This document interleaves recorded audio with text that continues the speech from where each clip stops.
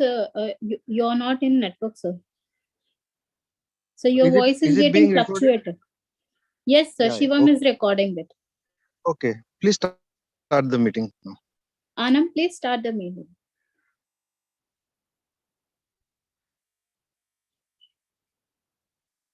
Anam, you're not audible. Make your mic unmute. Sorry. Good evening, everyone.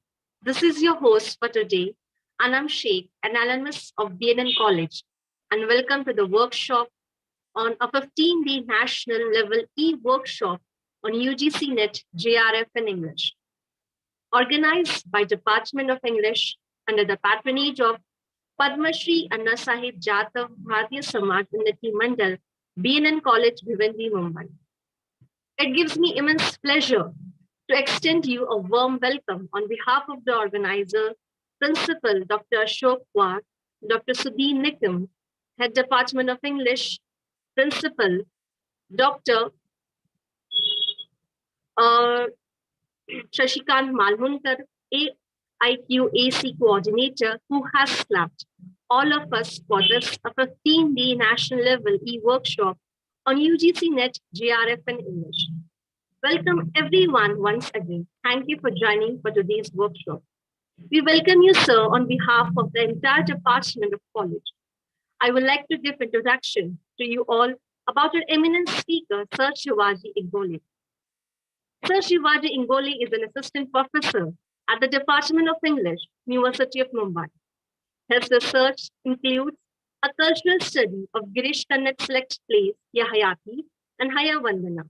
He qualified Net English in 2018 and completed his Masters of Philosophy degree in English from Sant Gadge Baba Amravati University and now pursuing PhD at the University of Mumbai.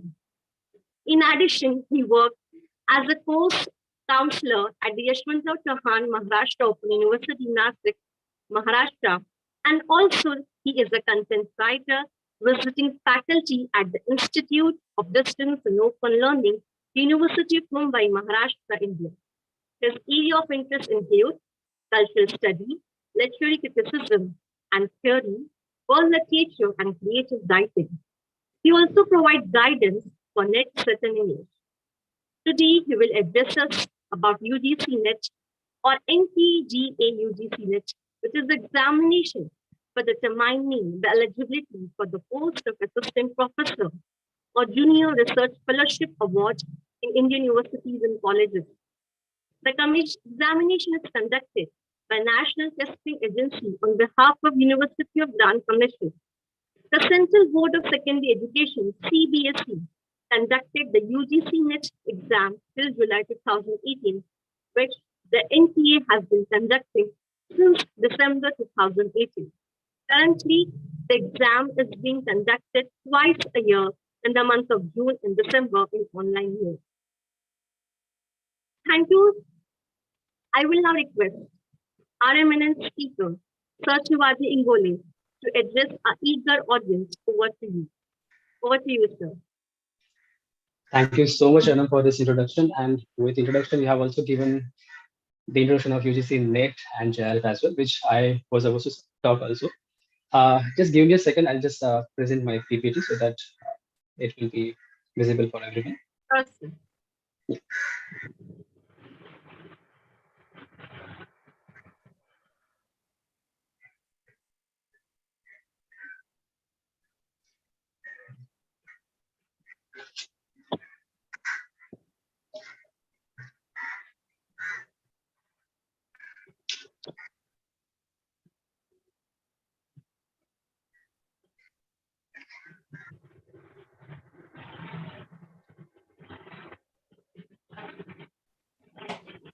Anam, can you please mute your mic? Yes.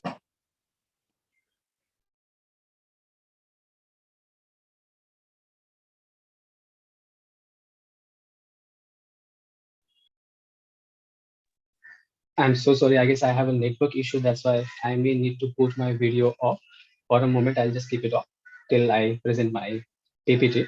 I hope I'm audible now. Yes, sir, you're audible now. Thank you.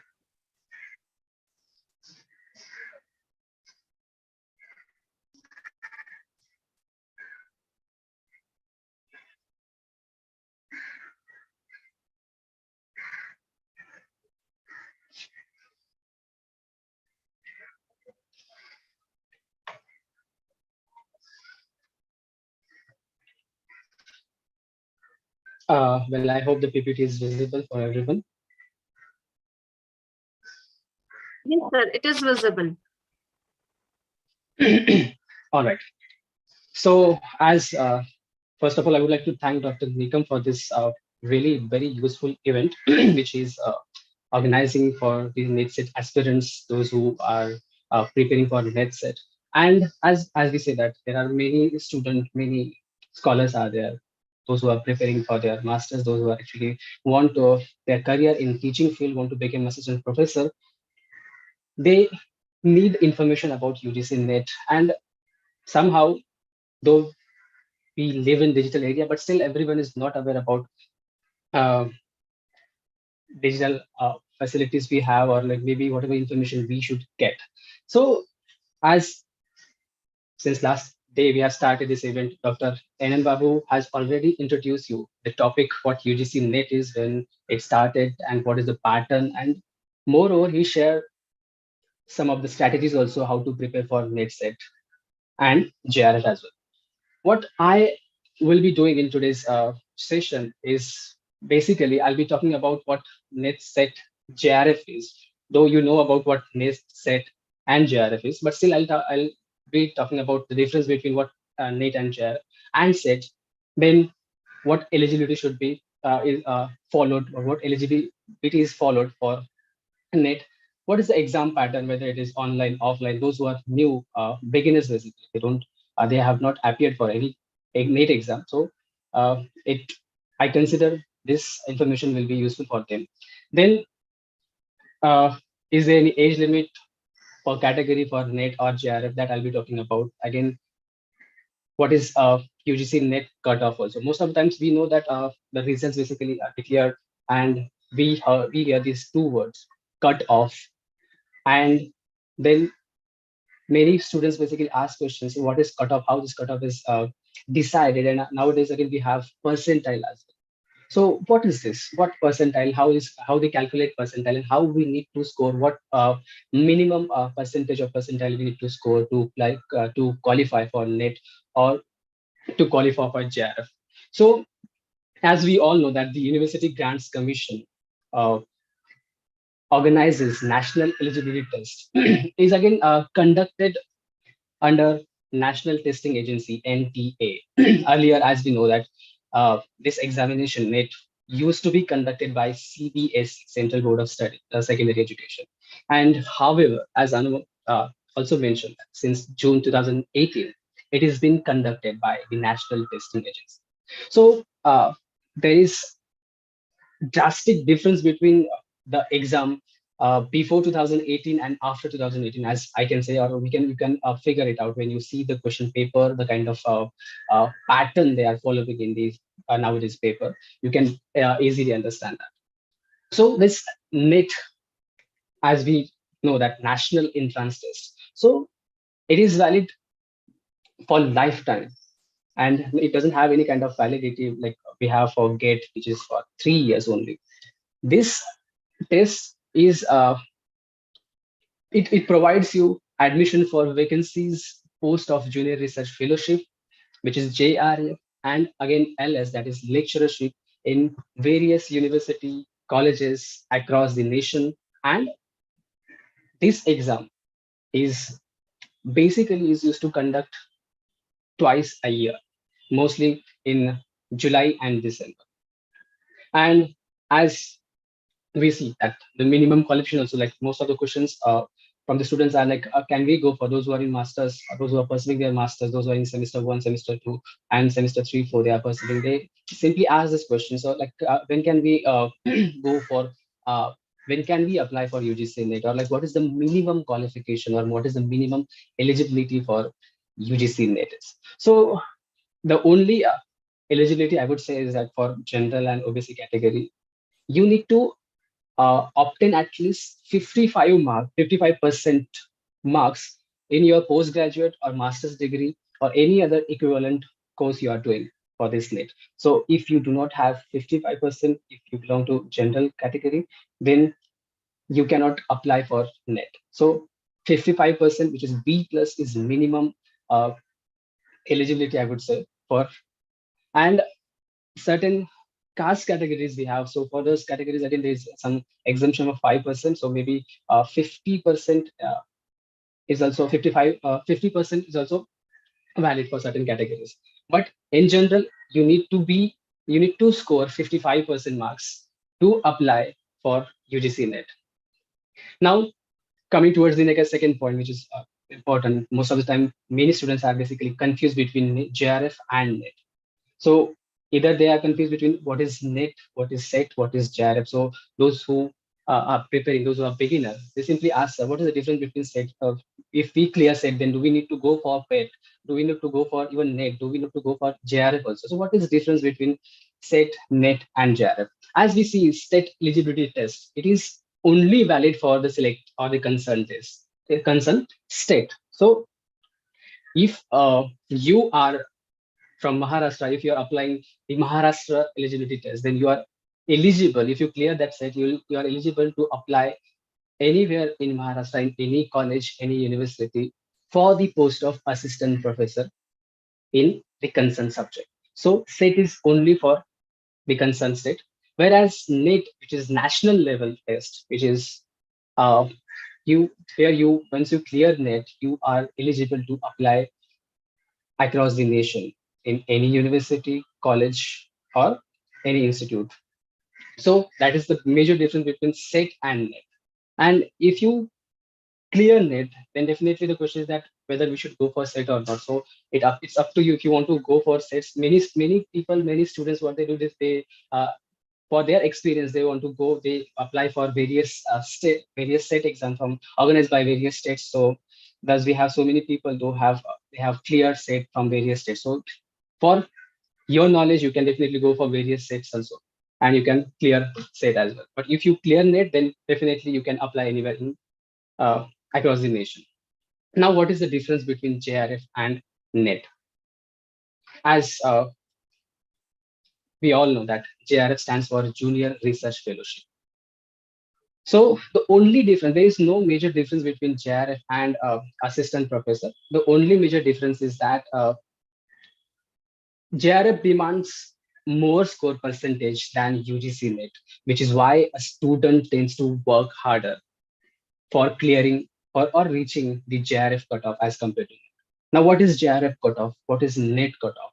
So again, there are certain benefits also. If you clear JRF, then there are certain benefits. What are these benefits? So if you clear net, then you get a certificate, and with the help of the certificate, you can apply anywhere in for the post of assistant professor in any college, in any university. Whereas if you get clear JRF, you get a fellowship for your further research. So it should again be crystal clear that NTA conducts this entrance test or this exam on two bases. The first is that net is for lectureship, and second is that junior research fellowship. So that is the only major difference between net and JRF. If you clear JRF, you will get the fellowship also for your PhD or for your further research if you want to do. So in order to crack JRF, there is again one more important point, that candidate should clear more than 5% cutoff as compared to the cutoff of UGC net. So for example, if we consider that the cutoff for clearing net is 50%, then to clear JRF, you need 55% in your respective category. As we know, as we all know that there is cutoff is different for each category, every category. For general is different cutoff. We have for reservations, we have different cutoffs. So even for PWD candidates, we have different cutoff. So cutoff, whatever cutoff is there for UGC net, whether it is 45, whether it is 50, you need to consider 5% more to get to clear JRF in that particular field. And therefore, the only difference is that the only difference between in NET and JRF is that funding or monetary scholarship in JRF is more as compared to NET. Even though if you clear NET, again, if you belong to certain categories, if you are pursuing your PhD, with the help of NET also you can get certain fellowships, but for that you need to clear NET. So NET also provides certain fellowships, but JRF for sure provides a fellowship for your further research. So This is one point. Again, the second point comes that whether do we have any age limit for this Jrf or net or not. So as for the categories, as we see, there is no age limit for appearing for UGC net. So you can appear for net at any time, at any age. But for Jrf, there is an age limit. So if you are from reserve category, open category, then there is 30 years age limit. And after 30 years, you cannot apply for Jrf. If you're from ST, SC, OBC, PWD category, then there is again 35 years age limit for appearing for Jrf. And again, if you are LLM degree holder, then the 30 years age limit is there for Jrf. So you need to keep this in mind. According to the categories, you have age limit for Jrf and not for net or set. As you all must be knowing the exam pattern of the net.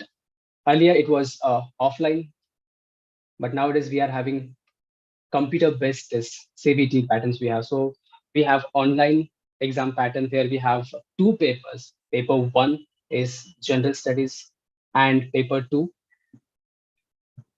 is the subject paper for whatever subject you are going for. Like, for example, we have English here, so you can go for English or maybe linguistics or gender studies or whatever, history, economics, sociology, whatever subject you are studying for.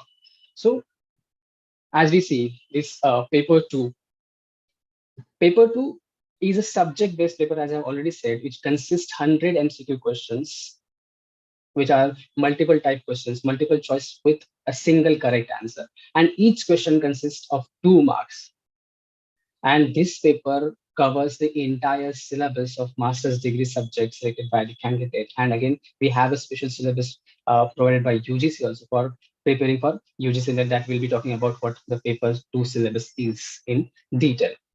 And the best thing about this is that here we don't have the negative marking system. As in some competitive exams, we do have negative marking system, but here we don't have the negative marking system as such.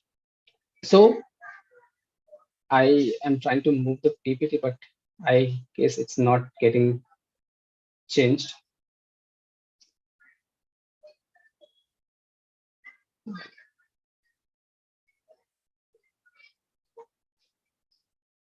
Well, anyways, I'll stop sharing and then we'll share the screen.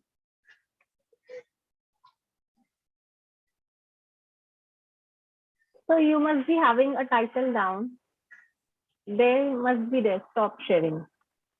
Yeah, I'm sharing the. Let me share one more time.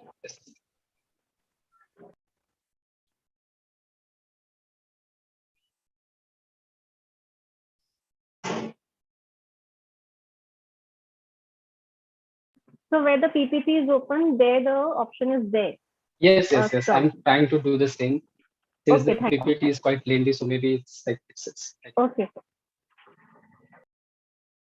talking about paper 1, paper 2 pattern. Till then, the PPT gets uploaded. I'll simply talk about. As I'm talking about, there are 100. I need to switch off the video.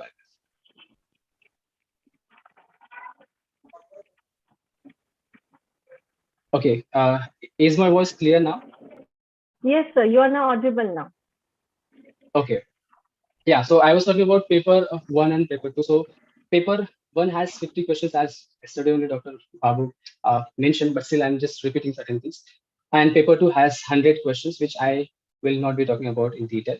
Now, let's talk about the reservation and cutoff. Most of the students have this doubt about the cutoff.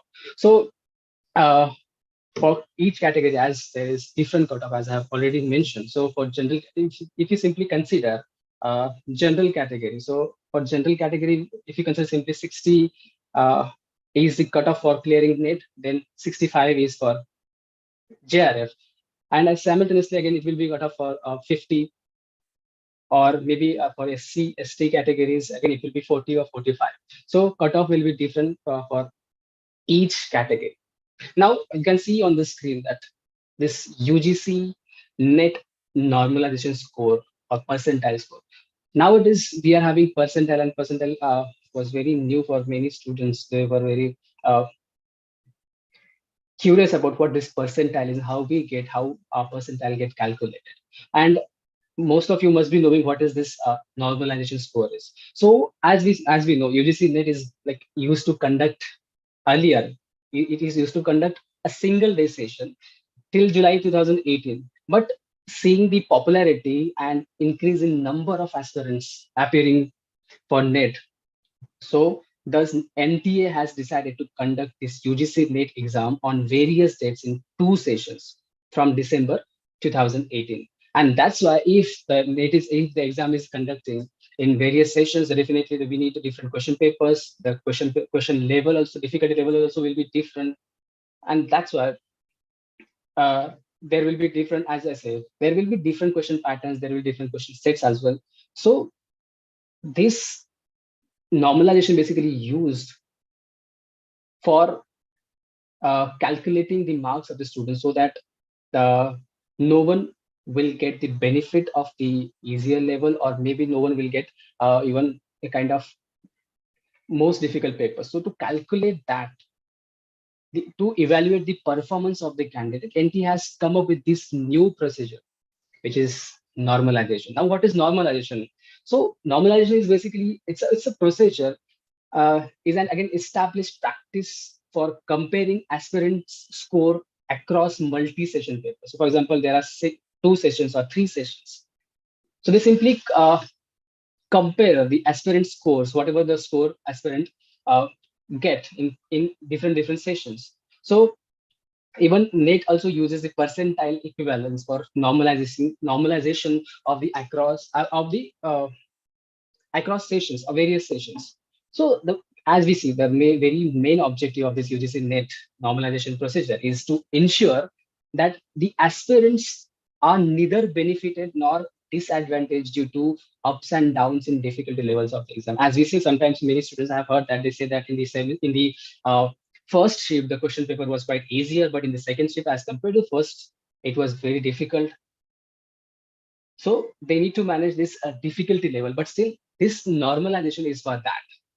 So again, as we see how this UGC NET, they calculate the score, normalized score. So it is totally based on the relevant or relative performance of all those who have appeared for the NET exam or examination. For example, we consider 50,000 students appeared for this NET exam. So it basically covers, it scores all the performance, all relative performances of this batch. And it means that the mark obtained by the candidates are transformed into scale ranging from 100 to 0 for each session of UGC NET exam. And that's why the normalized marks in UGC NET indicate that total obtained percentage of a candidate in the exam that have scored equal to or below that particular percentile in the exam. Now you must be knowing, you must be like curious about what this percentile is. As you can see on the screen, how this percentile is get calculated. So we have 100 students. For example, if you consider the highest score of each session will get the same desirable percentile of 100. For example, if there are 100 students in a particular batch, and if the highest score in that particular session, that highest score will get 100 percentile. And instead of the raw scores of the NET candidate, what UGC does, UGC uses this percentile score and they use for the preparation of the merit list as well. And that's why the marks between the highest and the lowest scores will also be converted to appropriate percentile. And as we can see on this screen, the formula for calculating the percentile or to normalize the marks. So there are, like, for example, 100 students multiple by number of candidates appeared in the particular session with raw score equal to or less than the candidate divided by, again, total number of candidates appeared in this session. So this is what the formula, again, will be a little difficult, maybe confusing to you if you are listening for the first time, if you're hearing it for the first time. So this is what the UGC NET cutoff for percentile. Here I have simply given the how the cutoff for categories used to be, just as I have given for assistant professor and for Jrf and assistant professor. So as you can see, assistant professor expected cutoff in general category 55 to 60, in between 55 to 60 will be there. Like the same in NET, it will be 65 to 70. So the only difference is that the 5% marks more required to get Jrf. Now, again, there was one circular, and like you must have also heard that this whether this NTA UGC Net for PhD program admission is compulsory or mandatory or not. Many students basically ask this question, sir, is now from this 2022 or 2022-23, whether NET will be the compulsory exam or mandatory exam for getting admissions for PhD. So as we can see, as per the official letter released by the UGC, University Grants Commission has directed the central universities to prepare for the common entrance test CET for like various academic courses, graduate, even for undergraduate and postgraduate degree courses. Whereas the commission has also informed that the session that the basis of the national eligibility test or UGC NET examination held by the National Testing Agency, the admission for the PhD program would be done wherever is feasible. So soon there will be these changes in the scenario you can see.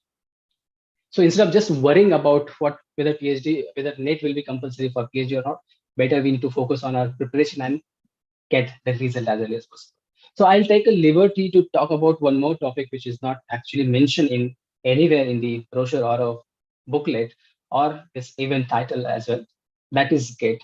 Most of the students consider, like many of us basically consider that this GATE is only for the technical education, maybe just for engineering or only for science courses and all. But now, as we see, this graduate aptitude test in engineering is also introduced in English literature. And that allows English literature graduates to appear for GATE and secure a seat for MA English literature and related courses at IIT. So those who wants to do their or like pursue their masters or any other relevant courses in IITs, they can definitely go for GATE in English. And again, what is again the same questions will be there. What is the age limit for GATE? Whether there is age limit or not? What is the criteria? So any undergraduate or graduate can apply for GATE in English. And as we say, if you are able to secure a good rank, then you could easily secure a seat at IIT Madras or any IITs for that matter, those who are conducting the GATE exam. So this again, the GATE also can be used for the public sectors. If you want to like work in a public sector, you want to get a public sector job, then you can definitely go for GATE. But whereas we have UGC NET, Jrf for humanities, for assistant professor, and for research fellowships as well. There is, as I mentioned, there is no age limit upper or lower for appearing for GATE. But the only thing is that there is the validity. If you will clear GATE certificate, if you clear GATE exam, still that certificate, that exam will be valid only for 3 years. And after that, you will have to again go for the same exam one more time. This is the GATE exam pattern. We have again in GATE, we have section 1, section 2, which is paper 1, paper 2, we can say. In general paper, we have again reasoning and comprehension. There will be 25 questions. And in section 2, you can decide, you can like go for these subjects. If you are for English, you can go for English subject. So this subject also will have 60 questions. Total 100 marks will be there. Some questions will have 1 mark and some questions will have 2 marks. Total time you'll get 3 hours. And this is again a CBT, which is computer-based test. And again, you'll be having multiple choice questions. And as we know that here in the GATE, we have negative marking system. So for 1/3 of each 1 mark question, and for 2/3 of each 2 mark question, there will be a negative marking. As the syllabus of this GATE is not that different from the NET syllabus. So that's why I feel those who are preparing for NET, Set and Jrf, they can easily go for this GATE as well if they wish to pursue their any other courses from IITs. As we can see on the screen, we have multi-genre literature in English, then comparative English translation, India and Indian subcontinent, Indian literature, subcontinent literature. Again, we have literary criticism and theory, history of English literature and literary studies. Then we have again research aptitude and literary forms, devices, concepts, and genres. So this is the syllabus for GATE. Now coming towards our major topic, major point, the overview of UGC Net. This is the syllabus. This is the 10 modules of UGC Net paper 1 is. Now, most of the time, what we do, what students do basically, they prepare hard for this paper 2, subject papers. They prepare a lot for their subject. For example, English literature. So they read a lot about paper 2. They read about, like, they read British histories. They read about literary criticism. They read about Indian literature. They read about American literature. And most of the time they forget to prepare for UGC Net paper 1. And then before the exam, it's tied to their mind that they also need to prepare for paper 1. And then at the moment last, then if you simply start reading for paper 1, then we'll get bored. We may not be able to comprehend what the modules are, how the units are. And thus many students lack their result because of this thing. So that's why I would suggest that those who are seriously preparing for NET, SET and Jrf, especially for Jrf, they need to focus on paper 1 as well, because both the papers are equally valid, equally important to score to get your result. So if you are very good at paper 2, your subject paper, then definitely you'll be able to clear your net. But if you are very good at paper 2 and paper 1, then definitely that assures that you will definitely clear for paper 1. And so this for Jrf as well. So see now, what this paper 1 is and how to prepare for this paper 1. What are the units basically? What are the modules we have? So we have the first unit, which is teaching aptitude. And in this teaching aptitude, we basically need to learn what teaching aptitude is, basic concepts we need to learn, what are the objectives of teaching is, the level of teaching and all. So memory, understanding, and reflective, all the major points related to teaching aptitude, characteristics and basic requirements of teaching or a teacher, everything related to teaching aptitude, you just need to learn the very basic of that. Then in second module, second unit, we have research aptitude. And this research aptitude is again is repeated in paper 2 as well. We have research methodology in paper 2. So again, in research aptitude, you need to, when you are preparing, you need to understand what research is, what is the meaning of research, how many types of researches are there, what are the characteristic features of researches, whatever, whether it is like positivism or like post-positivism approach to research or not. There are so many types of research. We have even qualitative research, quantitative research. So read about the very basic concepts, types, characteristics of research aptitude. Then in unit 3, we have comprehension, where a passage of text is given, is to be given, and then questions be asked from the passage to be answered. So as we know that sometimes we feel very privileged to have certain passages because we at least get certain information there in the passage, but still we feel that some questions are very critical to understand and to, because we don't have much time. So there are certain tricks we need to follow for this comprehension skill as well. So we need to rapidly read the passage, highlight the very key facts about whatever mentioned in the passage, and then whenever the questions are there, you will be able to answer those questions very quickly with the critical mind. You need to use your critical mind here to answer certain questions in reading comprehension. Then we have unit 4, which is communication. And in communication, again, the same thing will be there. Like you need to understand what communication is, what type of communications are there, whether it is one-way communication, two-way communication, whether it is verbal communication or non-verbal communication. What are the differences between verbal and non-verbal communication? Whether it is intercultural communication or whether it is group communication. What is classroom communication? Effective communication, everything like basic concepts in communication skills that you need to know. And certain questions will be there, and then you will be able to easily answer those questions. Then we have unit 5, which is mathematical reasoning and aptitude.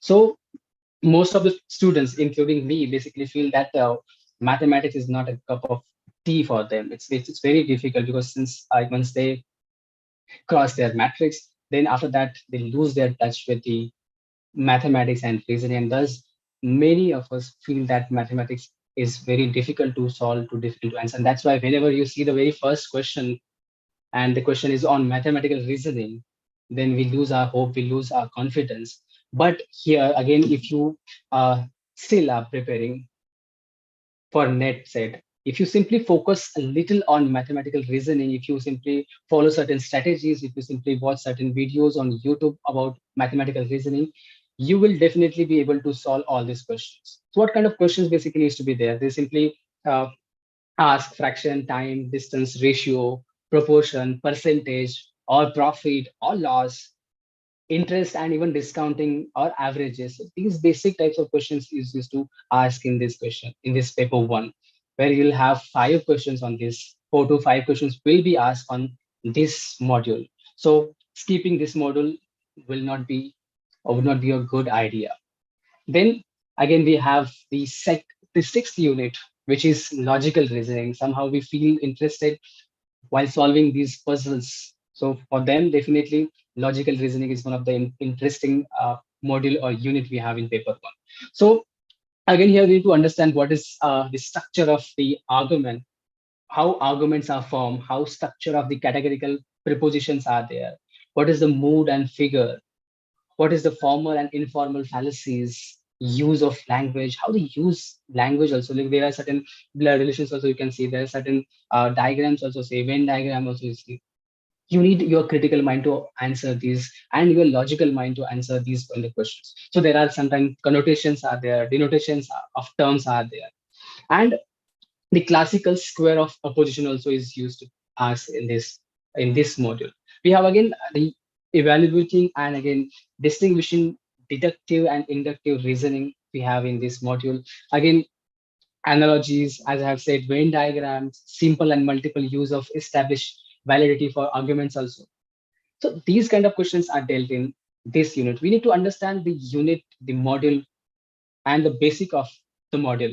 Then if you understand the basic, then if you practice these questions more and more, because logical reasoning and mathematical reasoning, you can simply mug up those things. You need to practice it again and again. If you feel that okay, you get the expertise in solving very mathematical questions, but still, if you forget, if you skip practicing it, you won't be able to again solve the questions.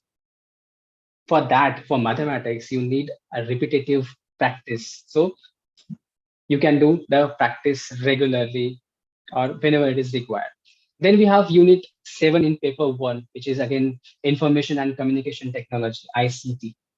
Most of us are very familiar with ICT, what is general, even then certain questions they ask in this from this model, that they are simply the general abbreviations and even terminologies. Like for example, what is the PDF stands for? What is the full form of PDF or USB? Certain abbreviations they do ask in this module.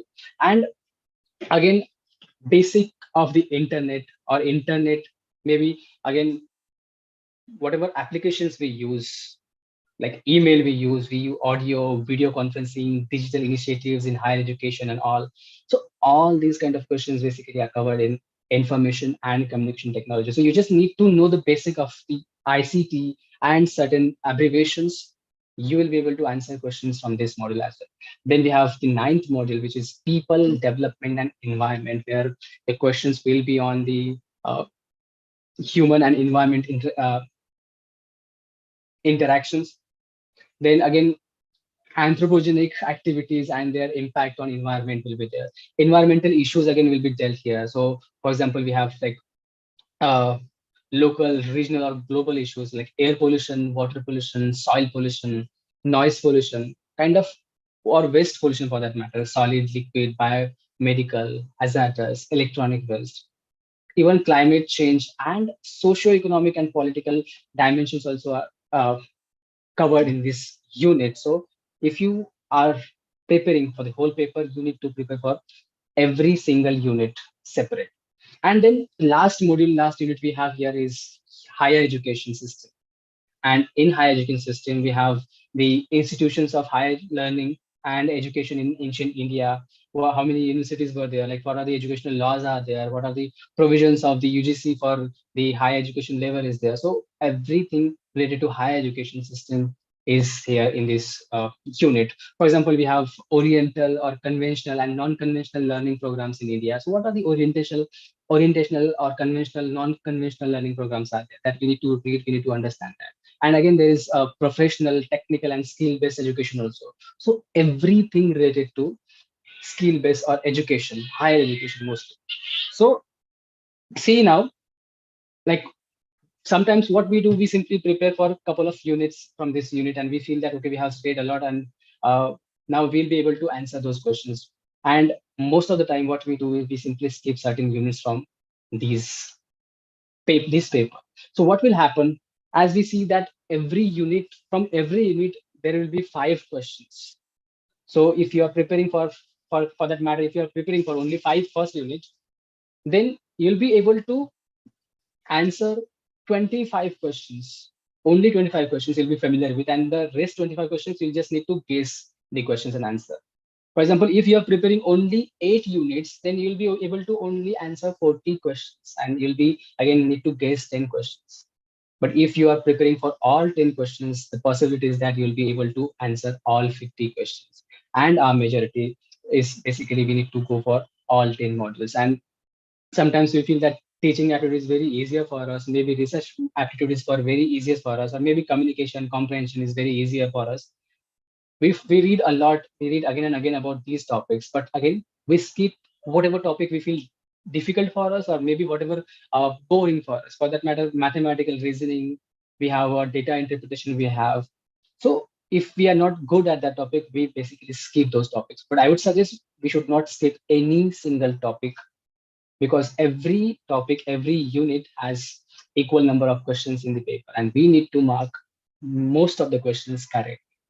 So this is what the paper 1, this is paper 2 syllabus we have. So again, now this is what the major crunch of English paper or English literature is, and we'll be having different individual sessions on each module in this workshop. But still, I'll simply try to give the very basic about all these modules, how to prepare for these modules, what techniques you should follow, or what study strategy you should follow while preparing for these modules. So as you can see on the screen, we have the again 10 more units in paper 2 as well. So there will be 20 units we need to prepare while preparing for net. See, if we are focusing more on these 10 units only, then again, if you are neglecting on paper 1, again, as I say, there are chances that we may lose our Jrf. So those who want to get their Jrf, definitely they need to prepare for both the paper, and they need to give equal importance to both the paper. So see, like we have the very first unit, drama, and how to prepare for drama. Many people basically say that, okay, this drama, whether we should go for the history of drama, or we should read only about dramas and what. So how to prepare for drama, poetry, fiction, short stories, or non-fictional prose. As we can see, the for example, for that matter, if we are studying for drama, definitely first we'll be I assume that you have the knowledge of English literature or basic literary knowledge you should have for this preparation. So when you are studying for this drama, genre drama, we need to know the origin of drama, the entire history of drama, and how the drama, the form drama, the genre drama developed. If we know from the very beginning till modern time, there's a huge development, there's a huge change in the form of drama. As we see the origin, as we simply stress the origin of drama, as you'll come across that the drama basically started from the church. Earlier there were certain religious acts, basically from Bible or maybe stories, basically they used to enact in the churchyard, and they used to teach. The only purpose was to teach or teach the society, spread the morals among the society. And from that, this drama, the form of drama emerged. And then we have till when we reach till in the Greek literature, as we see, there were earlier open theaters were there, like there were no closed theaters, and the theaters used to be on the top of mountains or like on the beside the rivers and all. From that, when we reach the Elizabethan age, we see that there are again closed theaters and we have like Shakespearean drama. And today, when we reach the theater, as we see, there are so many changes in the theater form. Earlier, the kind of what we say elements basically used in drama are different.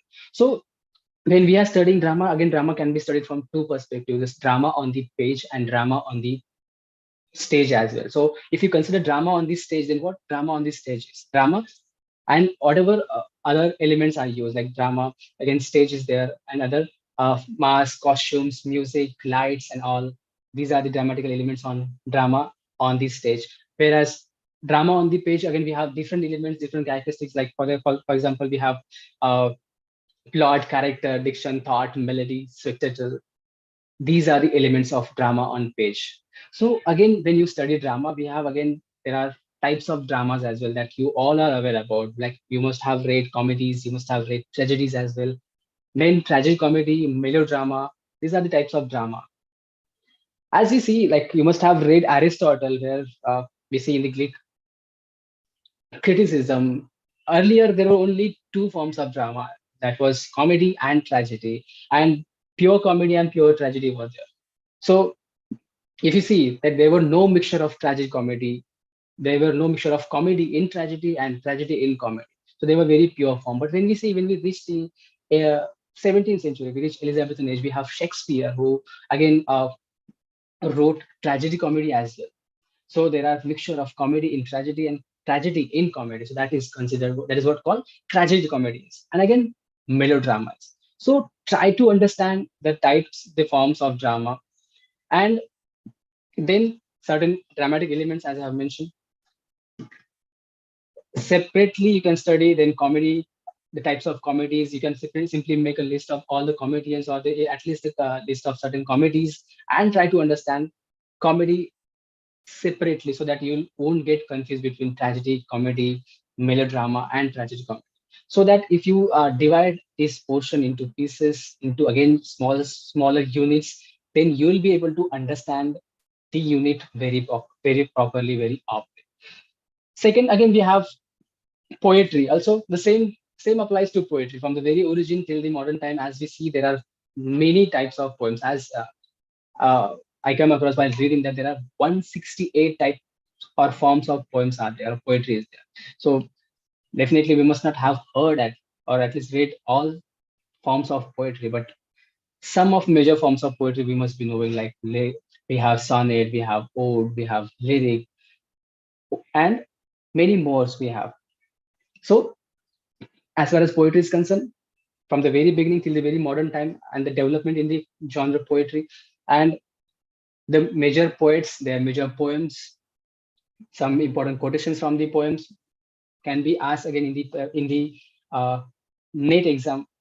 Again, we have fiction, short story, and non-fictional prose, where you can simply keep certain things in mind while preparing. So if you are preparing for these genres, you need to understand, you need to focus your attention on certain things, and these things are the relationship of the characters.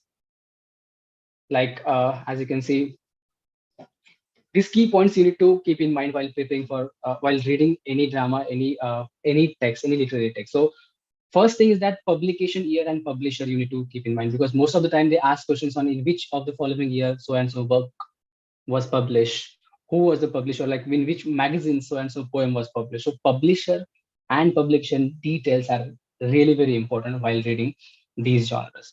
Then plot is very important. At least you cannot read the entire, like there are thousands, millions of works in literature, in world literature. You cannot read every single work in detail, but you can definitely read certain plots. So if you simply read plots, you understand what story is, what action is, what characters are. Then you will be able to understand, identify certain plays, certain novels, certain poetry. So plot is equally important.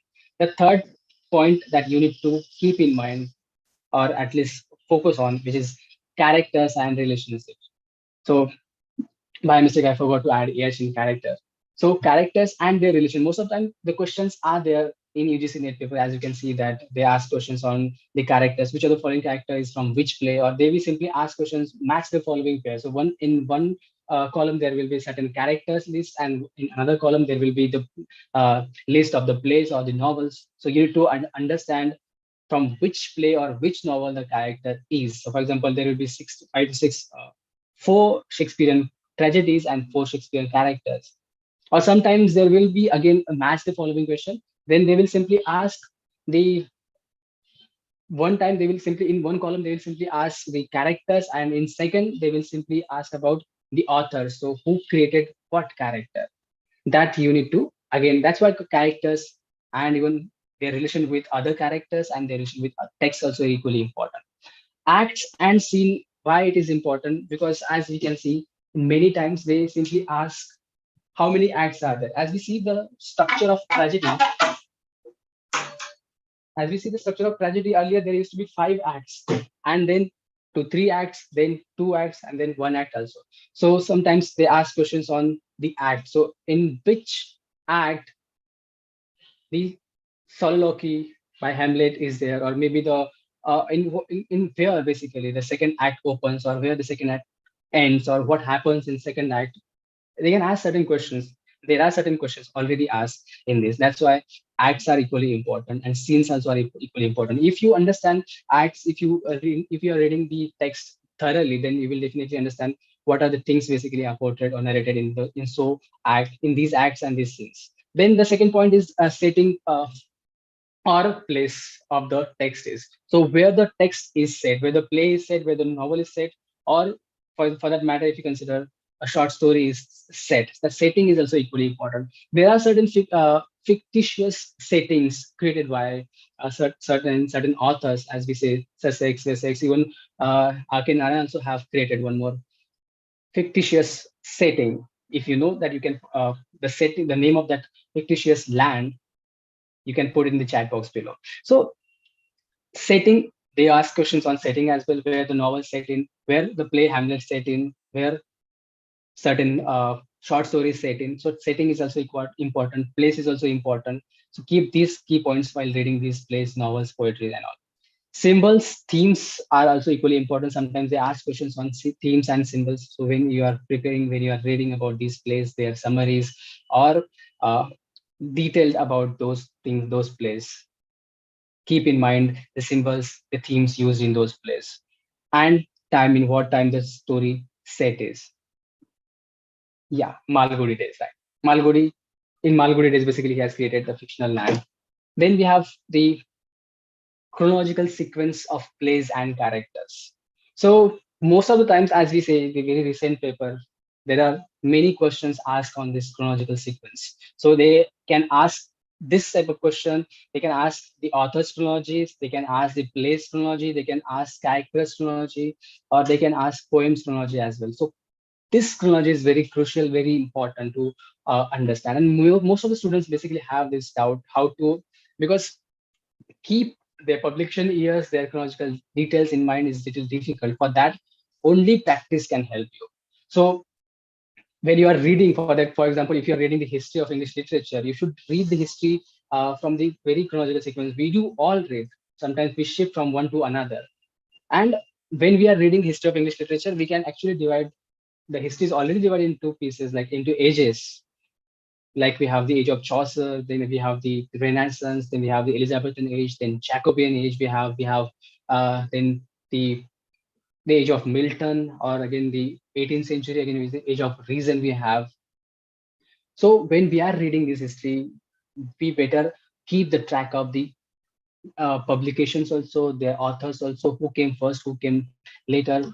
And in this manner, if you simply make a list or make a simply mind map of each age, then there won't be any confusion. Sometimes the character or the plot, or maybe the play or a novel or any author who belongs to the Elizabethan age will be there, and one character, one author from neoclassical age will be there, one character, one author from romantic age will be there. But if you know at least these characters actually belong to these eras, then definitely you can put them in chronological sequence, and thus you will be able to answer so many questions with the help of this technique. So reading in sequence, making lists, making mind maps of these characters, authors, their plays, poems, works will help you to solve these questions. Then, as you can see, there is one picture on the screen, and the quote is also maybe it's not that visible. I'll simply read that quote for you. That is out, biff candle, life's but a walking shadow. A poor player that studs and frets his hour upon the stage and is heard no more. Again, the quote basically continues. It is a tale told by an idiot, full of sound and fill, signifying nothing. This quote is from Macbeth. And as you see, if you read the modern work, the very contemporary works we say, William Faulkner has written the novel Sound and Fill.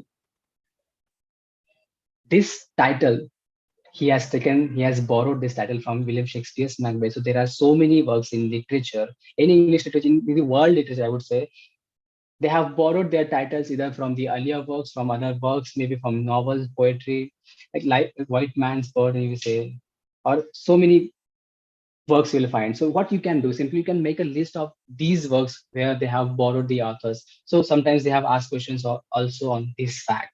So that's why I have highlighted here that you should also be knowing that if the title is borrowed from other works as well. Again, beginning and ending lines of drama, novels, poetry is also asked in the question paper. Most of the time we read summary, we read character, we read plot, we highlight every single thing about drama, novel, poetry, but we forget to read about the beginning and ending line. And then they ask questions on the beginning line, would like which of the following novel begins with this and that line. For example, I'll tell you, I remember one thing. It was the best of time, it was the worst of time. When you read this, when you heard this, those who are familiar with Charles Dickens, who have read The Tale of Two Cities, they can easily get that this line are the beginning lines of The Tale of Two Cities by Charles Dickens. So you can find certain list, or you yourself can prepare certain list of the beginning lines of some famous novels, famous dramas, famous poetries, and then read them again and again. So that whenever if the question will be there, you will be able to understand from where or which poem or which novel begins with this. For example, I remember again, yes, let's one more poem. April is the cruelest month. You must be knowing if you have studied Westland, you must know the answer that this is the beginning line of the Westland. And this is illusion he has taken from again Chaucer's Canterbury Tale, where Chaucer basically says that April is the sunniest month.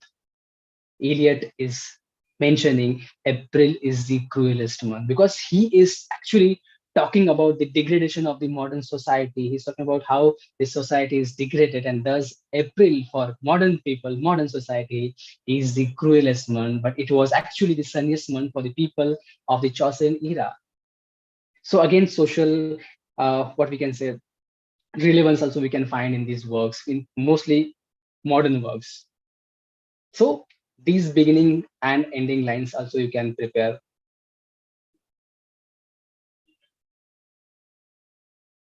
Well, I'm not able to change the slide again, but still I'll simply move ahead.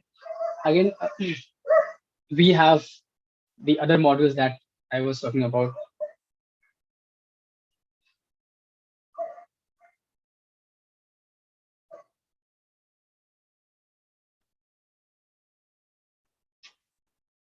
Other than this, again, as the other modules also are equally important, as we see literary theory and criticism, as we see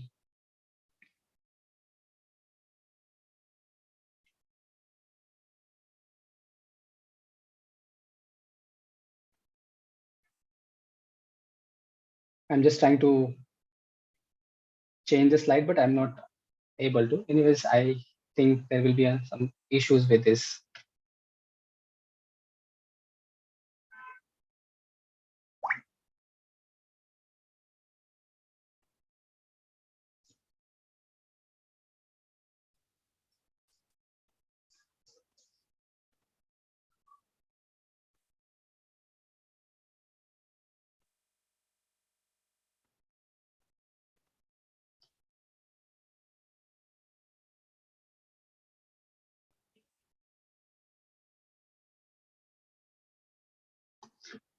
Okay. Anyways, I think I won't be able to change the slide, but I will be simply talking about the remaining units, and they'll try to focus on the other units as well. So as we see, I have told you about drama, poetry, fiction, non-fiction. Other than that, we have language paper, linguistics and language. So most of the time, most of the students basically do not get the opportunity to go for these papers, and they do not study language paper in their masters. And that's why this paper is quite new for them. The concepts in this paper are quite new for them, and thus they are, since they are unknown to us, the students are not able to answer these questions. But still, if you do not study, if you have not studied this paper in your masters or your graduation, you can separately study this paper, language, where you need to understand the basic concepts, theories, and pedagogy in English, and again English in use as well. So we'll be, again, the speaker again will be talking about in detail in this topic, on this topic. Again, we have English in India, history, evolution, and future. We have cultural studies, we have literary criticism, which I'll be talking about in detail. Then the literary theory and post-World War II, and then the research methods and materials in English. So this is the very syllabus, but still, as we say that there is a limitation, but still, when we start preparing for this paper, this syllabus, we feel that the syllabus is quite vast. And thus, then the question pops up that how to prepare for this syllabus, how to read, what to read. Again, as most of the students basically ask, what to read is again a very, very essential question, and what not to read is again a very essential question. So the another thing I will say that when you start your preparation, most of us, we start with the histories. So what histories of literature we should read first, how many, what kind of emphasis we should give on certain history. So I have basically divided histories into two categories, major and minor. So when you are reading history of English literature, so these three countries' literature I consider very major, as far as I could see in the net papers. British literature, as we can see, is the soul of net, and most questions basically are asked on British literature. So definitely we need to understand British literature thoroughly. Second is American literature, and third is Indian literature. Nowadays, there are so many questions on Indian literature as well. So if we are preparing for net, we better read about American literature history also and Indian literature history also.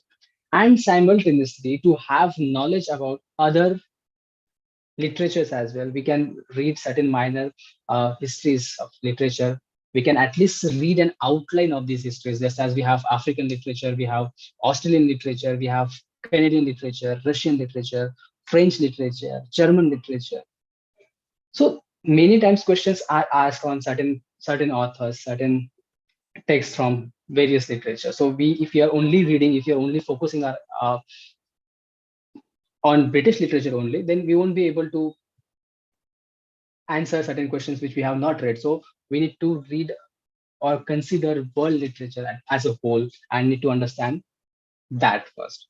So definitely the major focus will be on British literature, but still other minor authors, minor country literatures are also equally important. So this is again, we can see literary criticism, literary theory. In literary theory, again, many students feel that these theories are quite difficult, quite critical for them, and thus it is a kind of boring topic for them, because to understand literary theories, to relate with theories, again, is very, very critical. And that's why how to divide these theories and how to relate these theories with other theories are equally important. So we have these two major divisions of theories and classical criticism. So when we are studying classical criticism, we have the Greek critics, Greek and Roman critics. We have Plato, Aristotle, starting with Plato, Aristotle, Longinus, Horace, Quintilian. These are the critics we need to understand in classical criticism. And then after that, we have the Renaissance criticism, where in Renaissance criticism, we have Sir Philip Sidney, we have his defense of poesy or defense of poetry. As we see, the classical measure of the classical criticism focuses on the slide is visible, but still I am not able to change the slides thing. I don't know, something is, anyways. So in the Elizabethan age, as we see, the classical criticism basically focus on the rules and regulations of writing tragedy, writing poetry. So they basically are talking about how a poetry should be written, how a tragedy should be written. As you can see, Aristotle's definition of tragedy, when he says the imitation of an action, serious, complete, and of a certain magnitude, in a language beautified in different parts with different kinds of embellishment through action and not narration, and through sense of pity and fear, bringing about the catharsis of these or such like emotions. So this is what he definition he has given of tragedy. And there were certain rules and regulations as to achieve the sublimity, to achieve the greatness in literature. The poets should follow certain principles, and thus we have again Longinus also, who comes up with his on the sublime, and he gives 5 principles to achieve that sublimity. And when we read Longinus and the history of literary criticism, we come to know that Longinus is again considered the first romantic critics. But in English, we have Sir Philip Sidney, who wrote Defense of Poetry. If you see, Plato first accuses of many poets. He called poets the mother of liars, and thus he actually banished poets from his ideal state utopia. Why so? Because he believed, okay, because he because Plato believed that poetry is thrice removed from reality. Okay, I won't be sharing screen because I guess I'm facing a lot problem with sharing screen. So as we see, Plato believed that poetry is again thrice removed from reality, and thus it does not present the real version of the world. That's why it creates the fake version, shadow of a shadow, or imitates the shadow of a shadow. Thus it is twice removed from reality, he says, and that's why poets are the liars. As But again, Aristotle comes up with his ideas, and he actually challenges the notion of Plato, and he says that poetry is not thrice removed from the reality, whereas poetry basically try to achieve that ideal version. So what is the theory of imitation by Plato? You can read them in detail when he says that the actual thing, the creator, if you consider who created the world, the god or some almighty or any superpower that created the world. So the idea of the very world is the unique thing, is the first thing, that is the original thing. And the second thing, the world basically, the created world, the creation is the second thing. And when authors or poets, they write poetry on it, that is, they simply imitate the second thing and not the first thing. And thus they are actually imitating the copy or shadow of a shadow. For example, let me give you an example. Uh, take any for that matter, engineer. If engineer, basically the plan of the entire building is actually in the mind of the engineer, that plan is considered the first reality or the super, that is the truth. When he actually works on the plan and he makes the building, that building is the second thing. And when an artist or a painter or a poet basically writes poem on that particular building or make a sketch of that particular building, that is basically the copy of a copy, according to Plato. But Aristotle actually defends this, and he says that when poets basically write poetry, they imitate reality, they imitate things. They do not simply imitate the shadow of a shadow. Rather, they try to achieve that ideal version. Because we see in literature, as we can see, the characters are very having superpowers. They are supernatural. They are larger than life characters are there, which is not possible in real life. That can be the actual idea when the creator was creating human being. So that's why the authors, the poets are trying to achieve the ideal version of the reality, and not they are removing from the reality. That's why this is what the Plato's and Aristotle's debate on poetry. Similarly, we have in Elizabethan age, Stephen Gasson, again, if you read, he also accuses poetry, and again, Sir Philip Sidney had to write an apology for the defense of poesy, and he again defended that how poetry is superior, how poetry is good, how poetry is valid. Because if you see poetry, literature was the only medium for entertainment, for teaching in the old time. As nowadays we have so many things, so many source of entertainment. We have movies, theater, literature, and so many things for entertainment. But literature's basic purpose, as they consider that most of the schools of criticism believe that literature should have a purpose, and that purpose should to teach people, to spread morality, and to delight as well. So those two major functions are there that are dealt in the classical criticism. It should teach and it should delight. So when we come in the very romantic age, we have William Wordsworth, we have again S.T. Coleridge. They talk about individuality. For the first time, we see that the individuality was actually at its peak in the Romantic age. Earlier, individuality not the subject of literature, of writing. Thus, we cannot see that Shakespeare is writing about himself, or Milton is writing about himself, or even the classical, even Chaucer also is writing about himself. In Romantic age, we have subjectivity, we have uh, the love for nature and even expression for nature, love for even they are expressing their individual desires, their feelings about even the nature as well. So nature become the center, individualism become the center in the Romantic age, and thus the only purpose they believe that this literature should have the only purpose that is to delight. There are again two principles, those schools of criticism. Again, we have art for art sake movement. We have again art for life sake movement. We have in the Victorian age, we come across Matthew Arnold, who again believes that literature also should have the purpose of teaching moral to the society, whereas art for art's sake, Walter Pater basically comes up with the principle, the idea that literature should have only art should have the purpose, and that purpose should be the art. So whatever arts are created, painting, music, literature, they should be created only for the sake of art and not for the sake of any other thing, which is morality, to spread morality.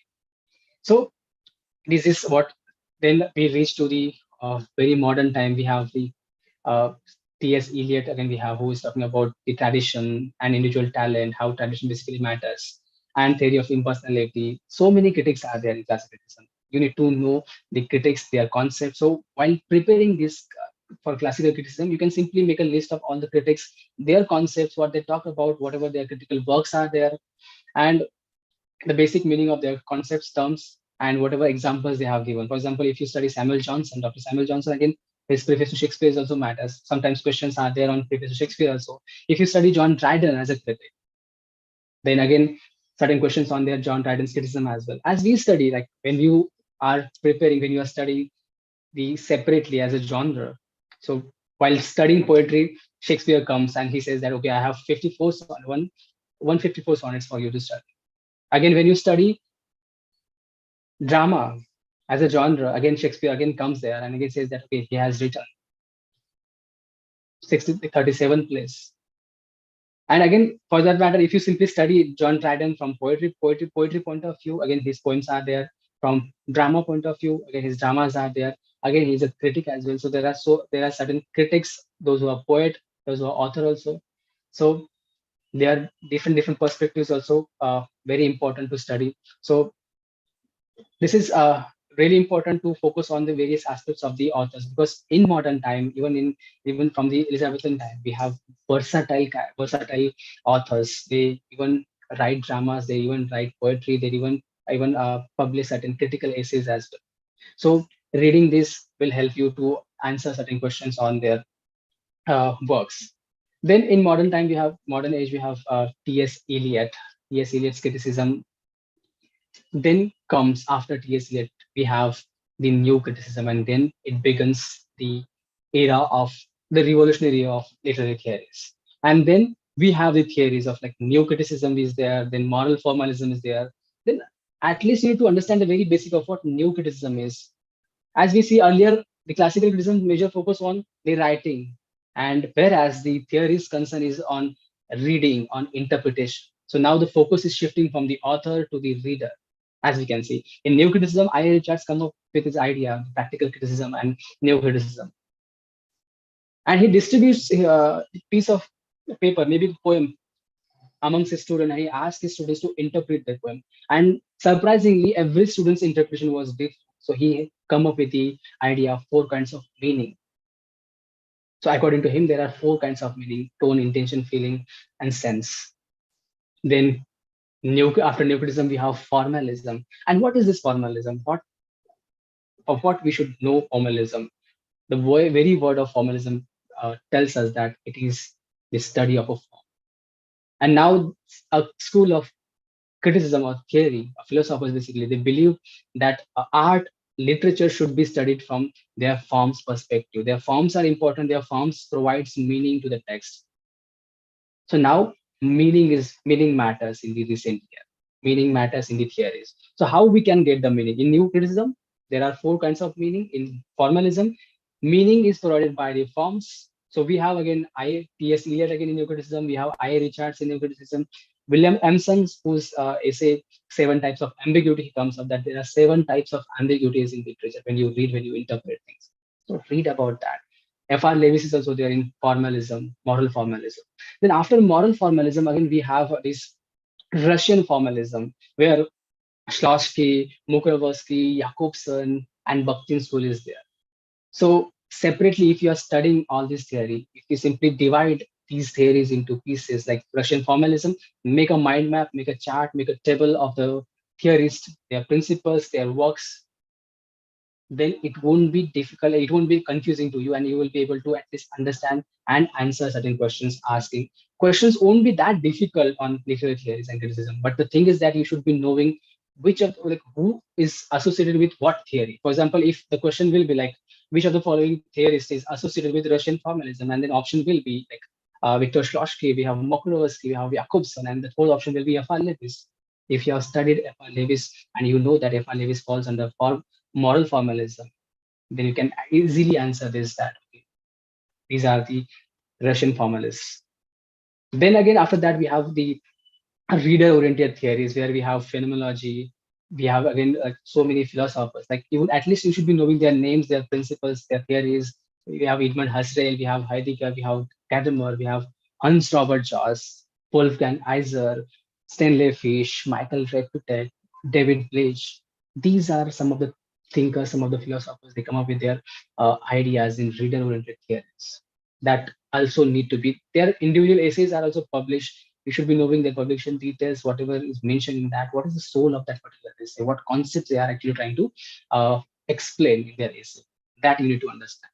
And then comes the structuralist theories. As most of you must be aware about structuralist theories, structuralism, you must have heard the name of the Ferdinand de Saussure, who is the central figure in the structuralism. So what structuralism is, how it works, how it provides meaning, that we need to understand.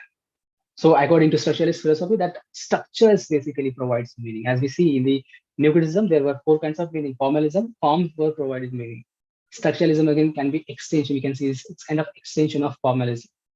So here they believe that there is a particular structure. If you put a certain thing in a particular structure, we get a meaning. Let's take an example. If you must have seen the movie White Tiger, which is based on the novel White Tiger written by Arvind Adiga. If you put this novel in the Marxist frame, Marxist structure, you get the different interpretation of the text. If you put the same text in the feminist structure, you get the different meaning. So that is why structuralists believe that if you put certain things in a particular structure, then only you get certain meaning. For that matter, let's take an example of very famous, like very casual examples we have. Student is a student when he is in the structure of a college, when he is in the university, when he is in college campus. When he is outside the campus, he is not a student. He can be a son to someone, he can be a friend of someone, he can be a brother of someone, he can be father of someone, he can be anyone. So these structures, how you can understand how this structure basically provides meaning. Teacher is a teacher in the institution because that institution, that structure provides meaning to that teacher. And if that is outside that structure, then you get the different meaning too. So this is what structuralism is. You can study in detail what structuralism is, what are the principles, then what he talked about, if signifier, signified, and even transcendental signified as well. What is signifier, what is signified? You must be knowing what signifier is. Signifier is a word, TRWT, or like the sound which I'm uttering right now. Through the sound, I'm like sending certain messages, certain words to you. You are understanding, you are comprehending that. So that is signifier. And signified is the concept, is the understanding of the term. For example, when I say the word apple, the image of the apple appears in your mind. So that is what signified is. And thus he says that Saussure basically talked about signifier, signified, and how then he also distinguished that there is no logical relation between this signifier and signified. There is arbitrary relation between signifier and signified, because one cannot prove the relation between the signifier, the tree, the word tree, with the actual word, actual thing, tree. Is there any logical sequence? If you find logic, so we'll see that then we'll get to know that there is arbitrary connection, and this arbitrary we have created the entire language with these arbitrary connections. So the even language game is there in the post-structuralist theories. How language was constructed, how language provided meaning, how signifiers are connected. So after that, again, if you see simply study this structuralist narratology, not simply restricted to Ferdinand Husserl. So again, we have the structuralist narratology as well, where we have Toto, we have Vladimir Prof, we have Claude Lévi-Strauss, we have Gerard Genet. They fall under the structuralist narratology. And again, we have metaphor and metonymy as well, Roman Jakobson we study. Then structuralist poetics also is there, Jonathan Collier. If you simply read Jonathan Collier, we have the structuralist poetics. Then post-structuralism, definitely you must be knowing Jacques Derrida, basically, and his theory post-structuralism, which is considered the supreme theory in the entire Western philosophy. It comes up with the idea that when we deconstruct something, when we actually structuralism basically stick to certain structures, stick to certain meaning, and thus it actually stops the various interpretations. And when we deconstruct something, we actually enable the various interpretations, we enable the play of the word. So there is structure, sign, and play. You can read the entire essay to understand what deconstruction is or post-structuralism is.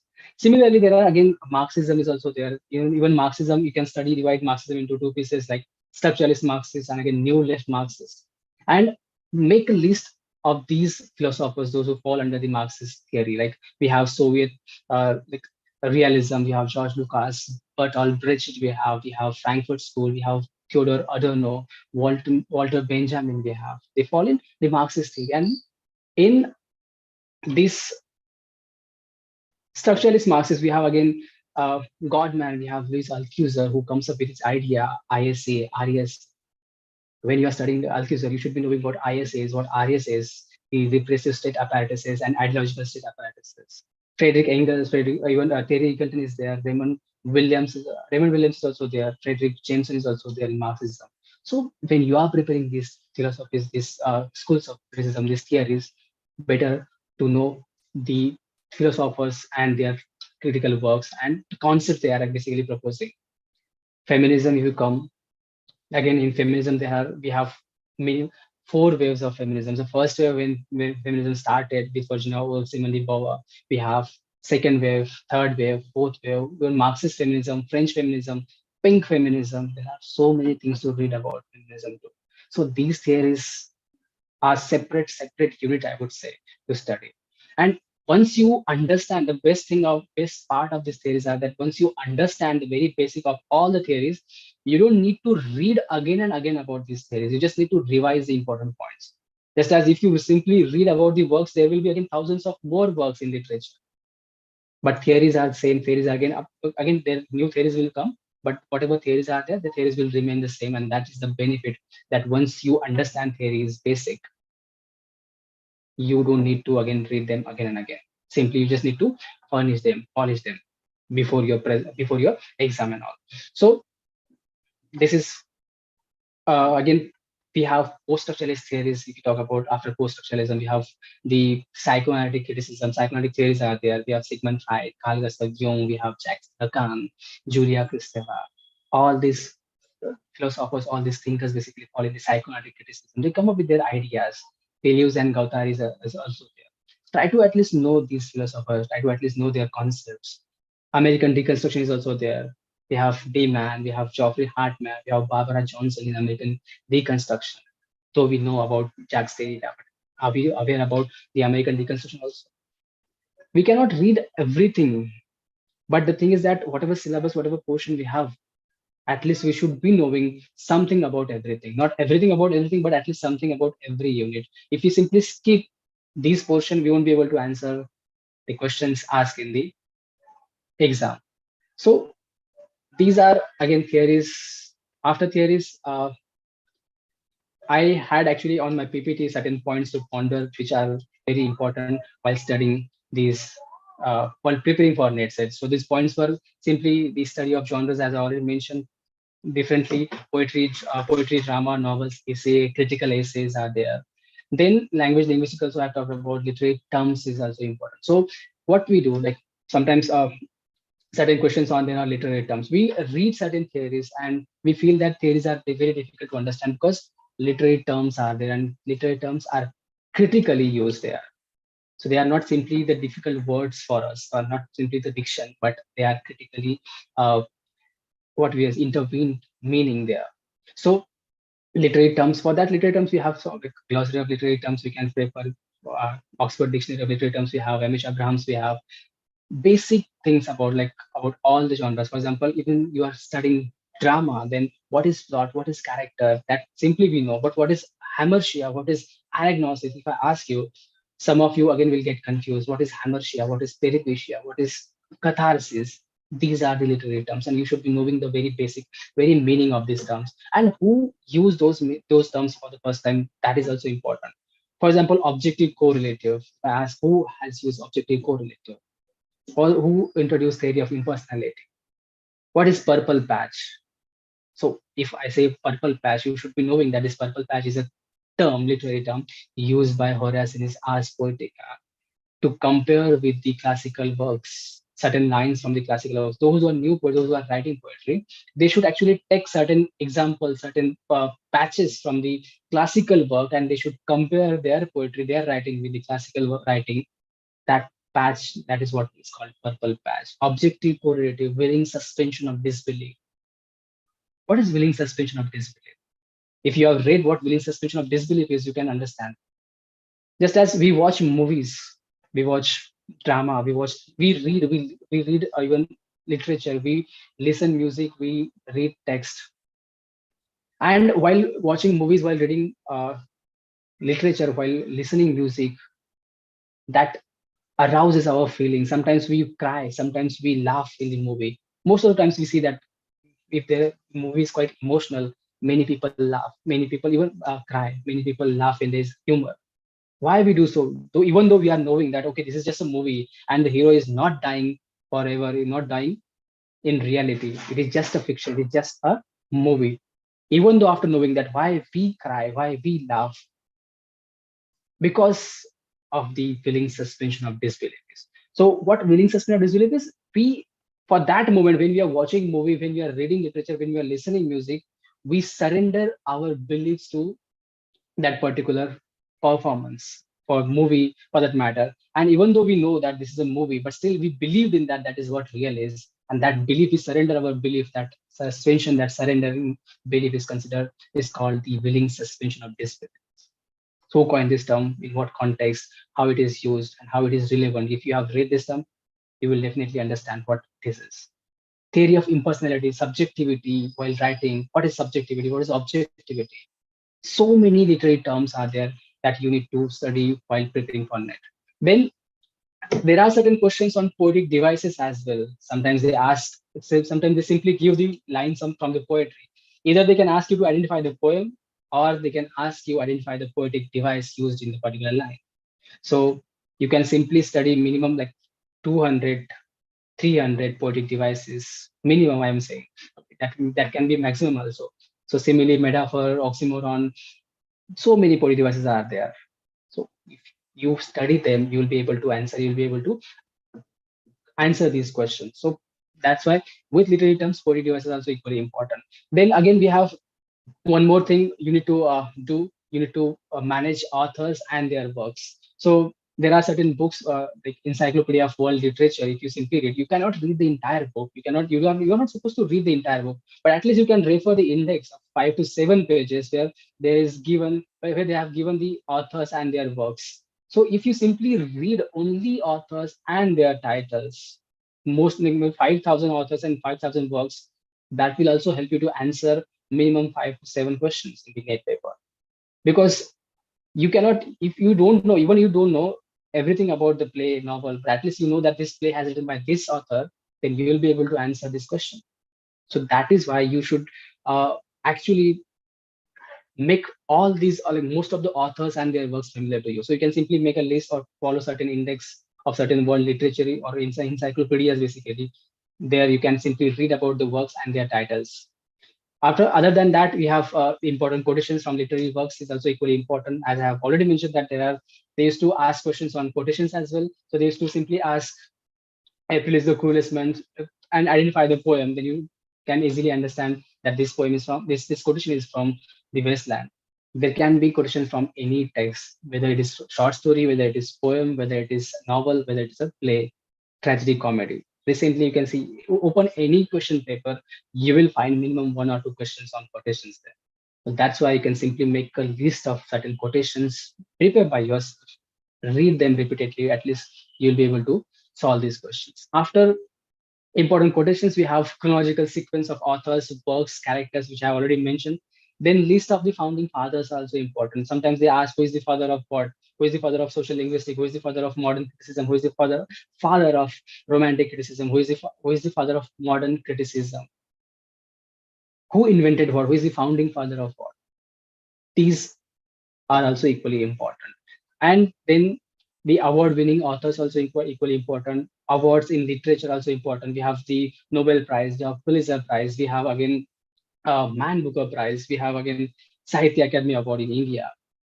So you can simply make a list of these authors, those who have received these awards, and study them separately, at least in which year they have received whatever awards. For example, if I ask what in which year TSC receives the Nobel Prize, you should be knowing the year. Maybe it is 1948. G.B. Shaw. Make a list from the very beginning, 1901, 1907. Rabindranath Tagore, the only Indian who received the Nobel Prize in literature. So you also can prepare a list of these award-winning authors. Even simply focus on their works also, you can read them separately. After that, we have again beginning and ending lines, as I have already mentioned. And epitaphs also are equally important. Epitaphs, just as certain famous poets, certain famous authors, they have written certain quotations on their tombs. So like if you read Shakespeare's epitaph, there is something different. If you read John Keats' epitaph, if you read T.S. Eliot's epitaph, sometimes they have asked questions on that too. Just as here lies a man who write his name in water is the epitaph of John Keats. In my beginning is my end by T.S. Eliot. So this quotation is taken from one of the poems, and that is written, that is carved on his tomb. So epitaphs also are equally important. Other than that, we have some authors who use pseudonyms, they use pen names, they use another name because of whatever social circumstances were there during the Victorian era. The women's were hardly used to get opportunity to publish their works. That's why we have the female novelists like George Eliot. We have Bronte's sisters. They use pen names to publish their works. So make a list of these authors who have used pen names. There are certain authors, their pen names are also asked in this paper. So these are some of the techniques you can follow. These are some of the things you should actually note down while preparing for net. Other than that, what else can be done with this study? So when you are preparing, the best thing is that if you make your own notes, whatever doubts you come across, you can simply highlight while reading. You don't need to go immediately Google them and read them, because that will consume your time, and that may again consume your time, and that will again distract you from what you are reading. So for example, if you are reading the critical history of English literature by David Teches, then you can highlight some critical terms, critical whatever points you feel, and then you can go and collect the information, read them on the wall you open, then copy and save it, or maybe write it in your notebook. So making your notes will help you to make your own study material. Second thing, internet surfing is equally important. Sometimes we see that many students ask, sir, how many books are there, which books we should follow. So if you follow only this book, if you read only these books, will we be able to clear net or set or Jrf? And the answer will be that no, because only books will not help, because most of the questions nowadays, their focus is shifted from British literature to the modern literature, postmodern literature. And for that, you need to read these authors, and most of the authors are not available in any history books. That's why separately you can Google, you need to Google them, you need to read the articles about these authors, their works, collect the information about postmodern works, post-colonial works that is not covered in history books. For that, you need to be very tech savvy, you need to be very using internet, collecting information, reading them again and again. Other thing is recording and record your own voice. So when what we say 24/7 preparation. When we are into preparation, sometimes we like whatever we are doing, whether we are running, we are doing exercise, we are taking a walk in the garden, we are taking, or we are simply sitting, we are very tired, we cannot read, we cannot actually watch anything. So at that time, if you have recorded your own voice notes, here you can simply record some certain MCQs or certain terms or certain theories, whatever important points you feel, you can make short audio clips, keep it with you whenever you are traveling, wherever you are doing, wherever it is possible, you can listen that, so that whenever that time also will be saved and the things automatically will get repeated in your mind. After that, the best strategy is to understand things in a better way is to creating mind maps, characters, tables, charts, etc. So as I have already mentioned while reading each module, you can create many mind maps. You can create certain, for example, if you are reading Shakespeare, put the Shakespeare at the center, his tragedies, his comedies, again, his tragicomedies, his sonnets, his famous characters, his themes in the place, relate everything, create a mind map, so that whenever you will see that mind map, you will be able to understand, okay, this is what tragedy is, and under tragedies, these are his, out of 37, he has produced 10 tragedies, 10 comedies, so 17 comedies, I guess, 10 histories are there, 10 tragedies are there. So that mind map will help you to remember things in a proper manner. So mind map, flowcharts, charts, tables, etc. are very important. If you make yourself for yourself, then definitely that will help you to remember things in a better manner. Then another thing, sometimes we feel, as I said, that we feel very tired, we cannot read, we cannot even listen, or we don't feel to read, we feel very bored, we get demotivated sometimes. So what can be done at that time? You can simply watch certain videos on YouTube related to your topic, on literary theories, on maybe on whatever topic you feel, on paper one as well. And there are so many movies based on literary themes, literary subject, literary texts. So you can at least watch those movies so that you will get, for example, Charles Dickens. There are many like hard time, like there are so many movies based on so many things. Tale of the Cities, if you say, Hamlet for that matter, Macbeth, Othello. If you cannot read the entire text, at least if there are movies, if you're feeling bored, you can at least go for the movies, you can watch those movies, so that will help you to understand things in better manner. And the most important thing of this preparation or the entire session, I would say, is the analysis of previous year question papers. Because see, like one can simply tell you or show you the way to go or prepare for net, but you need to be your own mentor, you need to be your own guide for that. And you will have to have analyzed literary question, this previous year question papers. So how to avoid or how to analyze this previous year question paper? So for that, again, we can divide this paper. So divide the paper into modules. For that matter, simply take a paper, try to mark questions, whether the questions are from genre, drama, or poetry, or fiction, or literary theory, or criticism, what module this question belongs to. Try to understand that first at the first time, it will be very difficult for you to recognize from which module this question has been asked. But if you practice it again and again, you will definitely understand from which module this question is asked. And once you understand that from this module they are asking these many questions, then you can focus your intention, focus more on that particular module. And if you analyze this question, you'll understand that for that matter, if you simply take drama, what kind of questions I've asked. If you figure out that these are out of 100, there are 10 questions asked, 10 or 20 questions asked on the drama, then what kind of questions are there? Whether they're asking the title, whether they're asking the character, whether they're asking about the subtitle, whether they're asking about the publication year, what kind of questions they have asked. You get the very outline of the paper and you understand the structure of the paper. And when you understand the structure of the paper, no one needs to tell you what to read, because you get your idea that, okay, these are the important things are there in the paper, and accordingly then you start your reading. So that is why paper analysis is very important. Again, try to understand the difficulty level also. Sometimes the questions are quite easier, sometimes the questions are quite difficult. Try to understand the difficulty level, what kind of difficulty level is there in the paper, in the question. So according to the difficulty level, what kind of reading you need to do. As I said, you cannot read every single text thoroughly, and you're not supposed to. But certain questions are there, they have asked at very difficult, at very deep level. So for that, what aspects they are focusing more, so that accordingly you can read these modules, these texts, this literature. So if you understand the difficulty level, you can definitely understand, you can improve your reading skill also. So you can start read between line. There's a technique you can use for read between lines. So you don't need to focus on every single thing. You can simply read between lines, highlight the very important things, and go ahead and finish the book as early as possible. So thus you'll be able to, and this will be only possible if you analyze the previous year question paper. Mark the difficult questions or unknown questions to you. What we do, sometimes you must have appeared the previous, most of you must have appeared the previous net.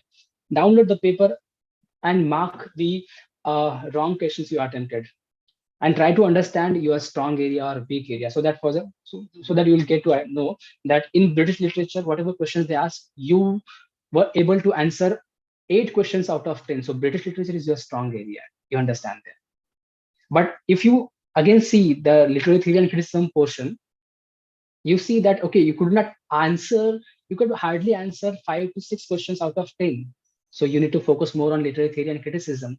So this is how you understand your strongest and your weakest point in each module. Similar strategies, technique should be applied in paper 1 as well. Analyze your paper 1. Try to understand what is your strength, where is your weaknesses. So accordingly, you can focus more on those weaker point and actually prepare and solve as much as questions from the paper.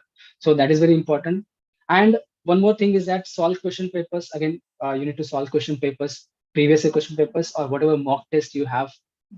Practice it regularly.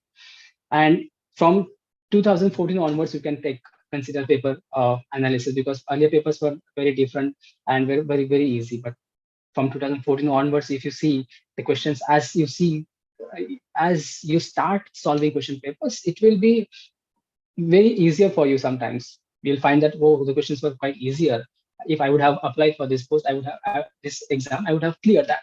But if you see the coming papers, then you see the difficulty level is also increasing. If you see 18 paper, 2019 paper, 2020 paper, 2021 paper, you will notice that there is a huge difference between the kind of questions they are asking, the kind of difficulty level they are increased. So accordingly, we need to create that strategy, that reading skills as well. So everyone's strategy, as in the first session yesterday, Dr. Nikam mentioned that everyone's strategy can be different. My strategy for preparing net will be definitely different. Your strategy, someone else's strategy will be definitely different. So whatever our strong and weak points are there, according to that, our strategy should be created, should be met. So if for that matter, if someone says that you have made your plan, so I will follow your plan and I will clear my net. So that may not be helpful, because I will create my strategy, my plan according to my strengths and weakness. You will have to create your own plan according to your plus and minus points, pros and cons. So that is also important. And reading is equally important. You have to read a lot, read as much as you can, because this 2 to 3 years, you get the opportunity to read, to know so many things. And see, our mind is like a computer. Unless it's very smart, but unless and until you input something, you give certain commands to it, it won't work. Similarly, unless and as we feel hungry every day, we should also realize, we should also sense the hunger of our brain as well. We need to feed our brain regularly. And if we are feeding our brain regularly, definitely that will be productive. And that's why reading is very important.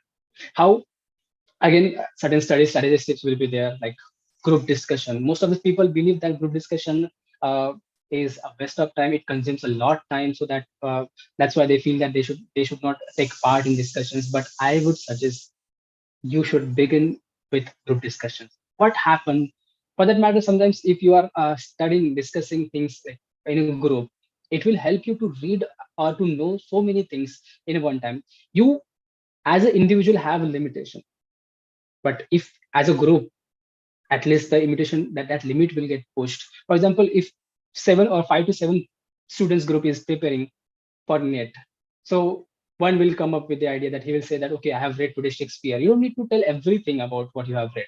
You can simply express, you can simply tell what you have read, so that it will get repeated, it will get revised. And when you basically tell someone, when you teach someone, that shows that you understood that thing, the concept very well.